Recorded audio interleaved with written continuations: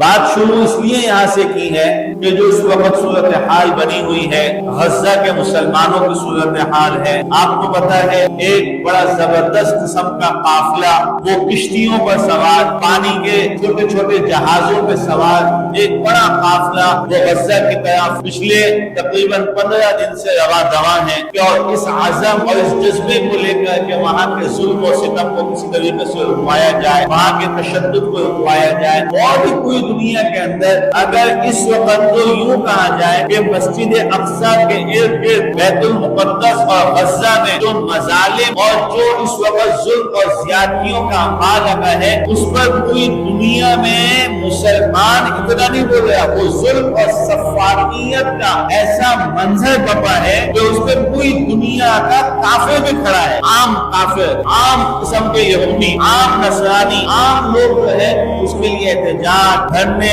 اور مختلف شکلیں اور صورتیں بتا رہے ہیں اور بنا رہے ہیں۔ یہ جو قافلہ عزیمت چلا ہوا ہے سمود فلوٹیلا کے نام سے جو یہ چلا ہوا ہے یہ قافلہ، اس کے اندر بھی تقریباً 80% دنیا کفر ہے، 20% مسلمان اس میں نمائندگی کر رہے ہیں۔ کیوں؟ اس لیے یہ بات جب سوچی جاتی ہے، یہ بات جب ذہن میں آتی ہے تو مجھے تو یقین مانے کہیں اپنا قصور لگتا ہے، کہیں اس منبر و محراب کا قصور لگتا ہے، کہیں ایسا تو نہیں ہے کہ اس ظلم و زیادتی، اس ظلم و بربریت کے متعلق میں نے آگاہی مہم نہیں چلائی، میں نے کوئی بات نہیں کی، یا اس منبر و محراب سے بات نہیں ہوئی، شاید لوگوں میں اور مسلمانوں کے اندر ہم نے اپنے اوپر ہونے والی بارشوں کو بڑا عنوان بنا دیا، سیلاب کو تو بڑا عنوان بنا دیا، اپنے ہاں کے دینی اور مذہبی اور سیاسی اختلافات کو تو ہم نے بڑا بڑا عنوان بنا کر اس منبر و محراب سے بیانات شروع کر دیے۔